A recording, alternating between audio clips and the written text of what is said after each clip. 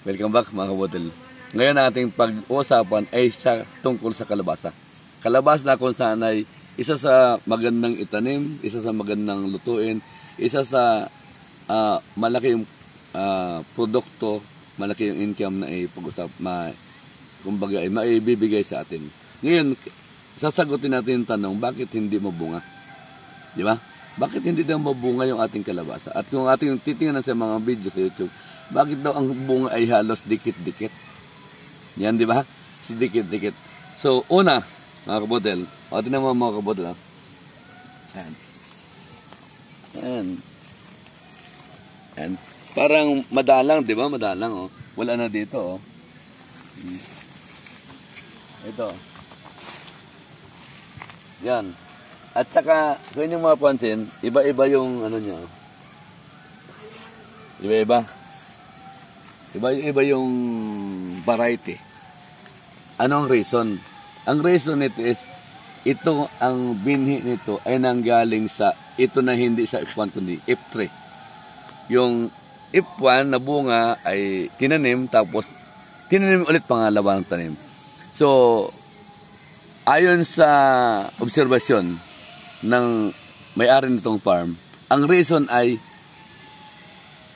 yung pagpabalik-balik gali ko, no, sabi sa akin, pagpabalik-balik pala daw sir, yung binhi na itatanim, yung pangalawa, pangatlo ay kukunti ng bunga. Yun ang isa sa reason. Dahil pagpabalik-balik na daw ay hindi na siya mabunga. Yan. So, nasabi niya yun, ito ay tanim, ito yung taniman niya, ganoon din yung pagtatanim, yung sistema, yung ginawa niyang management, yung sa pag-aabono ay parehas. Pero bakit daw iba? Ang rason doon ay yung ating binhi ay hindi certified. Isa yun sa rason. Maaring yung ibang rason ay sa pag-aalaga natin, or yung sa isa rin ay yung pabalik-balik yung binhi at yung tinataniman.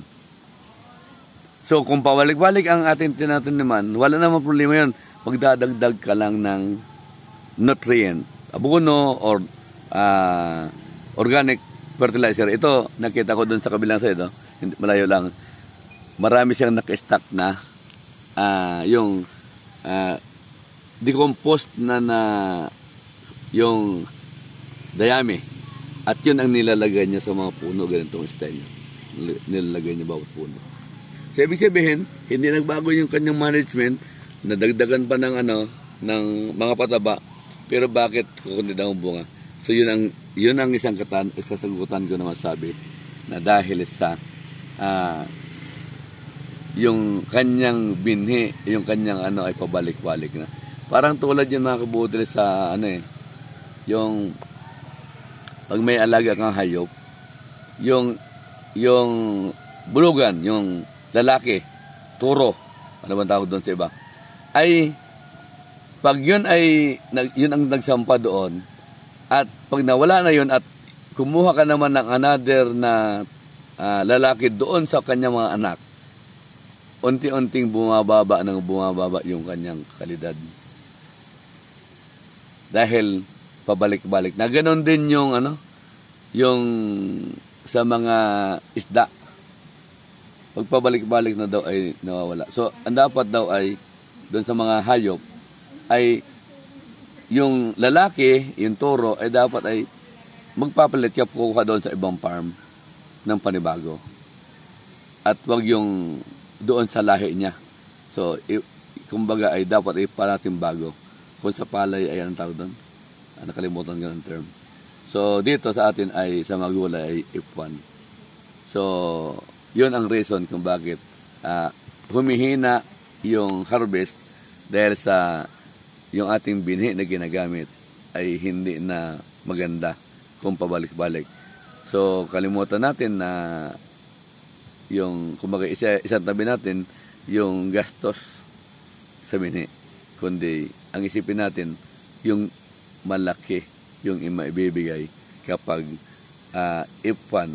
Naalala ko nung nandoon sa kabilang farm, nag-video kami, Halos dikit-dikit mga kabotil yung bunga. Yung pang harap, 1 metro lang, wala pa 1 foot lang, ay may mga bunga na. Dahil yun ay puro yun certified at hindi yun nagmagamit doon sa kabilang park sa Agbalet Farm, di ba? Doon kay Don Miguel. Di ba? Yung talagang hindi niya inaano hindi siya nagtatanim ng hindi certified. Kasi yun ang isang reason. At ang reason niya, sabi niya sa akin ay, sayang lang daw yung effort mo, yung pagod, yung oras na ginugol mo, ay yung kung nasasayang dahil sa yung iyong binhi na ginamit ay hindi siya certified. At ako ay medyo hindi kasi nung doon sa yung pabalik-balik sa lupa. Kasi ito, pabalik-balik din eh. Basta certified lang siya ang binhi. So yun ang aking isang sa kasagutan na dapat ay certified yung ating gagamiting seeds. So wag tayong manghinayang mga kabodel. So yun lang po. Maraming salamat sa inyong patuloy na panonood. At sana ay huwag niyong kalimutang mag-subscribe or mag-comments kung inyong mamarapatin. Ito si Sir Joel Falcon Jr., isang gurabay profession at isang farmer by passion.